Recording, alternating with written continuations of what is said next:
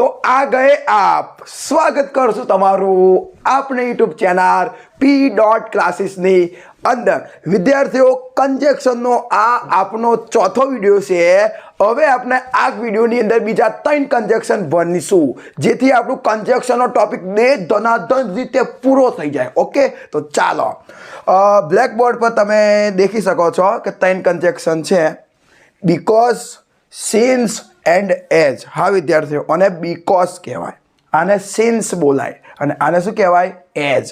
અમુક લોકોને એસ કહે, એને એસ ના કહેવાય, એને શું કહેવાય? એજ। એજ જબલાનો જ એજ। ઓકે, અને બીજું બીકોઝ, સિન્સ અને એજ નું ગુજરાતી શું થાય ખબર છે? જેમ એન્ડ નું ગુજરાતી અને થાય, બટ નું ગુજરાતી પરંતુ થાય, એમ બીકોઝ, સિન્સ અને એજ નું ગુજરાતી થાય કારણ કે। શું થશે વિદ્યાર્થીઓ? કારણ કે। તમને કોઈ એમ પૂછે બીકોઝ નું બીકોઝ એટલે શું, તો બીકોઝ નું ગુજરાતી કારણ કે, સિન્સ નું ગુજરાતી કારણ કે, એન્ડ એજ નું ગુજરાતી પણ કારણ કે। ઓકે, હવે એક બીજી વાત મેં તમારા માટે લખ્યું છે, જો पॉइंट मारीने कारण बतावा माटे। हाँ विद्यार्थियों, एक बात क्लियर कर दो। जो जेम एक वीडियो ની અંદર આપણે જોયેલા बट, यट, स्टील, दो, ऑल्दो, इवन दो અને इवन इफ टोटल કેટલા બોલ્યો તમારી સામે? ચાર। એ ચારે ચાર કંજેક્શન છે ને એ વિરોધાભાસ દર્શાવવા માટે વપરાય, વિરોધાભાસ બતાવવા માટે। તો બીકોઝ, સિન્સ અને એજ છે ને એ કારણ બતાવવા માટે વિદ્યાર્થી વપરાય। કારણ, તમને કોઈ એમ પૂછે કારણ માટે કયા કંજેક્શન, તો બીકોઝ, સિન્સ અને એજ। એમાં તમારે સૌથી વધારે ભાર કેમ આપવાનો કહું? બીકોઝ પર। ઓકે, હવે જો કોકને કદાચ ખબર ના હોય છે કારણ એટલે શું, તો જુઓ તમે આ વિડીયો જોઈ રહ્યા છો તો તમે કયા કારણથી આ વિડીયો જોઈ રહ્યા છો? કયા કારણે તમે આ વિડીયો જોવો છો? તો સિમ્પલ કારણ છે, તમે ભણવા માટે જ આ વિડીયો જોવો છો ને। તો જુઓ, ભણવાના કારણે તમે આ વિડીયો જોવો છો। હું આ વિડીયો બનાવી રહ્યો છું, જુઓ હું તમને ભણાવી રહ્યો છું, તો શા માટે? તો મારું પણ અંગ્રેજીનું નોલેજ પાકું થાય, હું પણ દરેક વિદ્યાર્થીને ભણાવી શકું, એ કારણથી હું તમને આ યુટ્યુબ ચેનલ પર ભણાવી રહ્યો છું। તો કારણ, આપણે કોઈ સ્કૂલની અંદર જઈએ તો સ્કૂલમાં જવા પાછળનું કારણ શું? તો સ્કૂલમાં જવા પાછળનું કારણ આપણે ભણી શકીએ, આપણે લખી શકીએ, આપણને બધું આવડી જાય, એ કારણે આપણે સ્કૂલમાં જઈએ છીએ। કોઈ વ્યક્તિ પ્રવાસ જાય તો પ્રવાસ જવા પાછળના કારણ શું? તો કોઈ વ્યક્તિ ફરવાના કારણે જતો હોય, કોક ફોટા પાડવાના કારણે જતો હોય, કોક મજા કરવાના કારણે જતો હોય, અને કોક તો ખાવાના કારણે પણ જતો હોય। તો એ બધા કારણ કહેવાય વિદ્યાર્થી, બરાબર? તમે 10મા ધોરણમાં છો, તમે ઘણી બધી મજૂરી કરો છો, રાત દિવસ એક કરીને તમે વાંચો છો, કયા કારણે? તો સારા ટકા મેળવવાના કારણે તમે વાંચો છો, પ્રથમ નંબર પ્રાપ્ત કરવાના કારણે તમે વાંચો છો, તો એ આપણા કારણ કહેવાય। અને કારણ જાણવા માટે શું આવે વિદ્યાર્થીઓ? બીકોઝ આવે છે। તો ચલો હવે આપણે એક એક્ઝામ્પલ પર જઈએ। બીજું, તમે નીચે જોવો તો આપણી પાસે બે વાક્ય હશે, પહેલું વાક્ય અને બીજું વાક્ય। હવે યાદ રાખજો, પહેલા વાક્યમાં તમને પરિણામ આપેલો હશે અને બીજા વાક્યની અંદર તમને શું આપેલું હશે ખબર છે? કારણ। મતલબ તમારી સામે વાક્ય આવશે તો જે પ્રથમ વાક્ય હોય એમાં પરિણામ જેવું હશે, પરિણામ હોય ને એવું વાક્ય હશે, અને જે બીજું વાક્ય હશે ને એમાં કારણ દર્શાવેલું હશે કે શું કારણ છે, એ કારણ આપેલું હશે, બરાબર? અને એક બીજી વાત જુઓ, બીકોઝ, સિન્સ અને એજ, આ જે ત્રણ શબ્દો છે, ત્રણ કંજક્શન છે, એ હંમેશા વાક્યની વચ્ચે મૂકવામાં આવે છે, બરાબર? તમારે યાદ રાખવાનું, બીકોઝ, સિન્સ અને એજ કઈ મૂકવાના તમારે? વચ્ચે। આમ તો એક લોજિકલી છે કે જે બીકોઝ છે ને અમુક વાર વાક્યની શરૂઆતમાં પણ આવી શકે છે, પણ એ આપણે ભણતા નહીં, એ વધારે પૂછાતું નથી, એટલે તમારે યાદ રાખવાનું કે બીકોઝ કઈ મૂકવાનો? વાક્યની વચ્ચે એકદમ સેન્ટરમાં મૂકી દેવાનો, બંને વાક્યની વચ્ચે મૂકવાના। ઓકે, પ્રથમ વાક્ય પરિણામ બતાવશે અને બીજું વાક્ય શું બતાવશે? કારણ બતાવશે। ઓકે, તો ચલો આપણે એક વાક્ય લઈએ જેથી આપણે વધારે વ્યવસ્થિત રીતે સમજી શકશું, બરાબર? તો ચલો એક વાક્ય લઈશું, કોઈ પણ વાક્ય લઈએ। હરેશ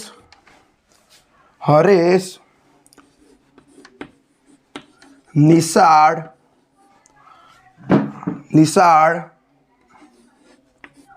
જતો નથી।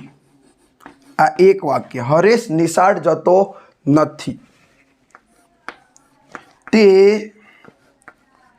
બીમાર છે. આ બીજું વાક્ય વિદ્યાર્થીઓ જુઓ. હવે આનું તમારી સામે ઇંગ્લિશ કરીશ, બરાબર. આ આપણું પ્રથમ વાક્ય છે એવું માની લેજો, અને આ જે છે એ આપણું બીજું વાક્ય છે, બરાબર. એનું ઇંગ્લિશ કરીએ જેથી વધારે ખ્યાલ પડશે તમને.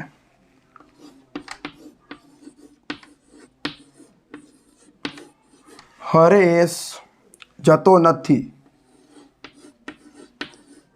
Haresh does not go to school. Okay, English તમને કાર્ડ ભણતા આવડતા જ હશે, કાર્ડ આવડે એટલે આવડી જ જાય. Haresh does not go to school. બીજું વાક્ય, તે બીમાર છે. તે એટલે કોણ? હરેશ. હરેશ શું છે? છોકરો. છોકરો જ છે એટલે શું લખશું? હી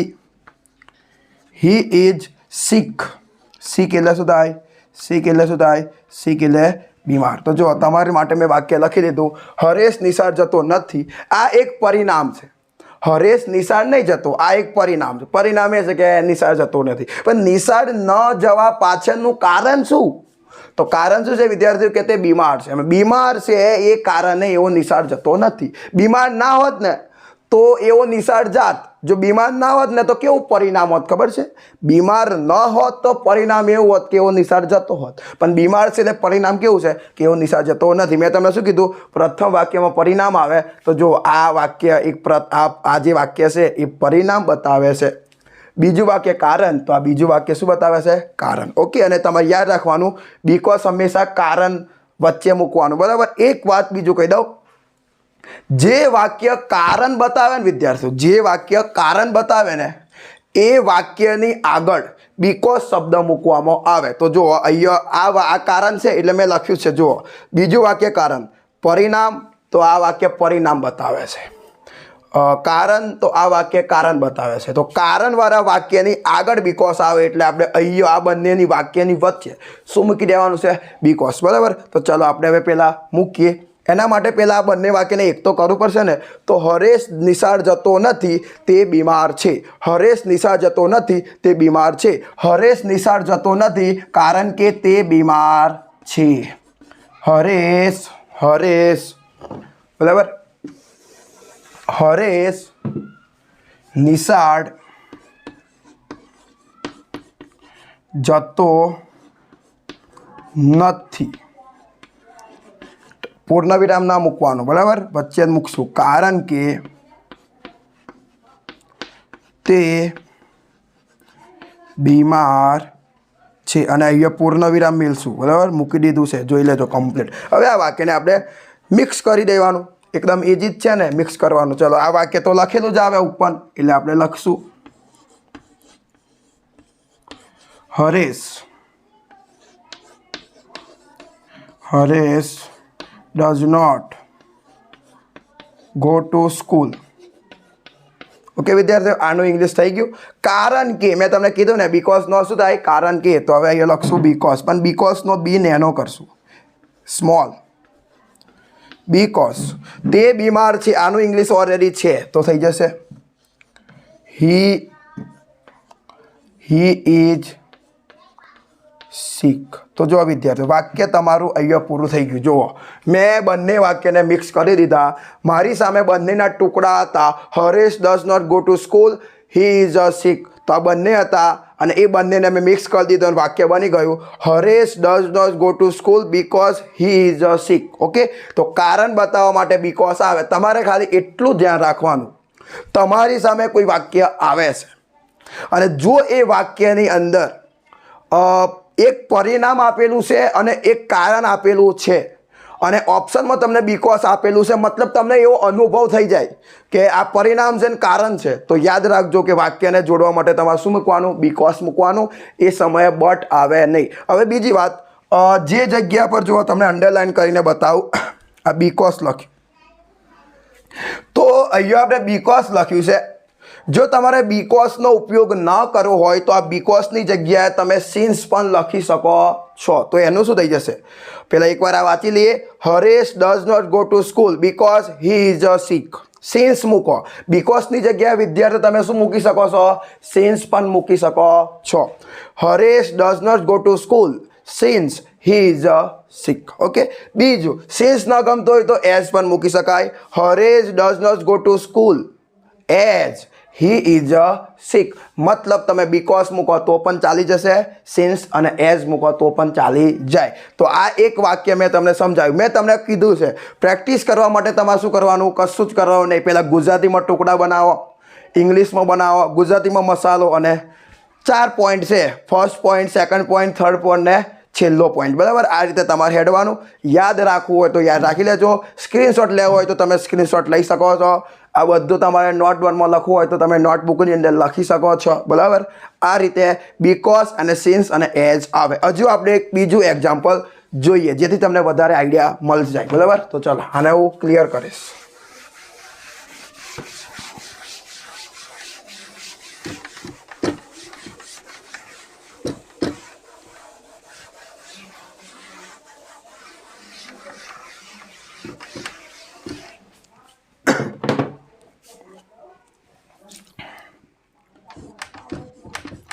ડાયરેક્ટ ઇંગ્લિશ પર જતા રહીશું આપણે. Ritika did not buy mobile. full stop. બીજું વાક્ય, she is poor. બરાબર, ચલો મેં તમારી સામે બે વાક્ય ફરીથી લખી દીધો છે. જુઓ તમે, આ ફર્સ્ટ વાક્ય છે અને આ સેકન્ડ વાક્ય છે. Okay, Ritika did not buy mobile, she is poor. રીતિકાએ મોબાઈલ ખરીદ્યો ન હતો. રીતિકાએ મોબાઈલ ખરીદ્યો ન હતો. સી ઇઝ અ પુઅર, તે ગરીબ છે. રીતિકાએ મોબાઈલ ખરીદ્યો ન હતો, તે ગરીબ છે. તો વાક્યને તમે જોડો તો તમારો આવું બનશે, રીતિકાએ મોબાઈલ ખરીદ્યો ન હતો કારણ કે તે ગરીબ છે. આ જ સેટલમેન્ટ થશે. એન્ડ સેટલમેન્ટ નહીં થાય. જુઓ, રીતિકાએ મોબાઈલ ખરીદ્યો ન હતો અને તે ગરીબ છે, થાય છે સેટ, એટલે એન્ડ આવે જ ના. બીજું, રીતિકાએ મોબાઈલ ખરીદ્યો ન હતું પરંતુ તે ગરીબ છે. This is not possible. રીતિકાએ મોબાઈલ ખરીદ્યો ન હતો કારણ કે તે ગરીબ છે. ફરીથી, રીતિકાએ મોબાઈલ ખરીદ્યો ન હતો કારણ કે તે ગરીબ છે. તો કારણ કે માટે વચ્ચે શું આવે વિદ્યાર્થીઓ, શું આવે, બીકોઝ. તો ચલો બીકોઝ લખી જ દેવાનો વચ્ચે. તો જો લખીએ, Ritika did not buy mobile. બરાબર, Ritika did not buy mobile because she is poor. અને છેલ્લે શું મૂકવાનું વિદ્યાર્થીઓ, પૂર્ણ વિરામ. થઈ ગયું. જો, Ritika did not buy Ritika did not buy mobile because she is a poor. જો વિદ્યાર્થીઓ, આવા વાક્ય તમારી સામે આવે અને તમારે એનું ગુજરાતી થોડું ઘણું કરતાં આવડવું જોઈએ જેથી તમને આવડી જાય. હું ઇંગ્લિશ બનાવું છું એનો જરૂરી નહીં કે તમને આવડી જ જાય. તમને ક્યારે આવડશે, જ્યારે તમે આવો પ્રેક્ટિસ કરશો. તો ડિસ્ક્રિપ્શનની અંદર લિંક હશે, ક્લિક કરજો, PDF ડાઉનલોડ કરજો. આવો વાક્ય લખેલો હશે એને નોટબુકની અંદર કોપી મારજો અને પછી પોતાની જાતે પ્રેક્ટિસ 100% કરજો. ઓકે, તો જો થઈ ગયું. હજુ એક વાક્ય લઈએ જેથી તમને વધારે આઈડિયા આવી જ જશે. ઓકે, હજુ એક છેલ્લું વાક્ય લઈએ જેથી બીકોઝ, સિન્સ અને એઝ તમારા મનની અંદર ક્લિયર રીતે ફિટ થઈ જાય. ઓકે, એક લાસ્ટ વાક્ય લઈશું.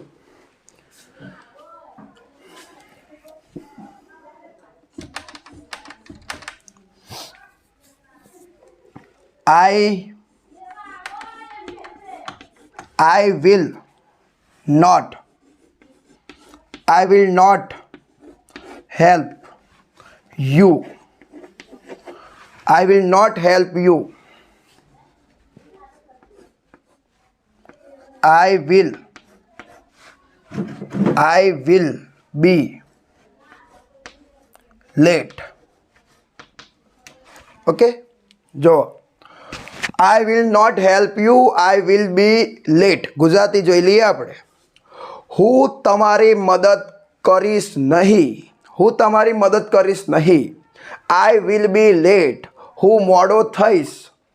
હું તમારી મદદ કરીશ નહીં, હું મોડો થઈશ એટલે કે લેટ થઈશ તો શું થશે? હું તમારી મદદ કરીશ નહીં કારણ કે હું લેટ થઈશ. જોઈ લો વ્યવસ્થિત કદાચ સેટલમેન્ટ ના થતું હોય, બરાબર.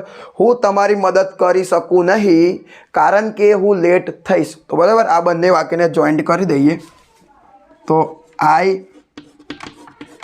Not help you because I will be late. Okay વિદ્યાર્થીઓ, થઈ ગયું. I will not help you because I will be late. Okay વિદ્યાર્થીઓ, હવે આ વિડીયોની અંદર આપણે એક નવી કથા કરીએ. હું તમને એક વાક્ય આપું છું, જો તમને એનો જવાબ આવડતો હોય તો આ વિડીયોના ડિસ્ક્રિપ્શનની અંદર એ વાક્યનો ડાયરેક્ટ તમે જવાબ લખીને આપજો, બરાબર. ડાયરેક્ટલી તમારે શું લખવાનો છે? જવાબ. ઓકે તો ચલો હું તમારા માટે એક વાક્ય નીચે લખી દઉં, પ્રેક્ટિસ એવું કરીને. ઓકે તો ચલો એક વાક્ય તમારા માટે લખી નાખીએ.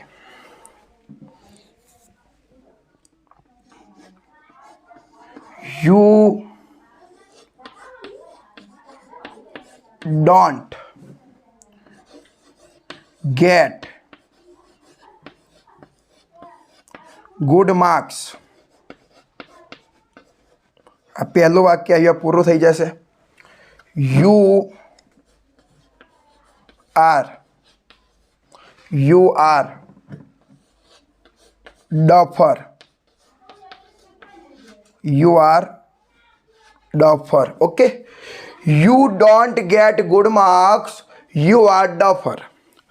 તમે સારા ગુણ મેળવતા નથી, તમે સારા ગુણ મેળવી શકતા નથી, બરાબર. તમે સારા ગુણ, સારા માર્ક્સ મેળવતા નથી. તમે ડફોડ છો. ડફર આ લખેલું શું છે? ડફર. અને ડફોરને ગુજરાતીમાં શું કહેવાય? ડફોડ, બરાબર. તમે સારા ગુણ મેળવતા નથી, તમે ડફોડ છો. આ વાક્યનો જવાબ તમારે આ વિડીયોના ડિસ્ક્રિપ્શનની અંદર નહીં પણ કમેન્ટ બોક્સની અંદર આ વાક્યનો તમારે જવાબ લખીને અમને મોકલવાનો. આઈ હોપ તમને આ વિડીયો ગમ્યો હશે અને આ વિડીયોની અંદર સમજાયેલ બીકોઝ, સિન્સ અને એજ નામના કન્જેક્શન તમને ફાવી ગયા હશે, સમજણ પડી ગઈ હશે.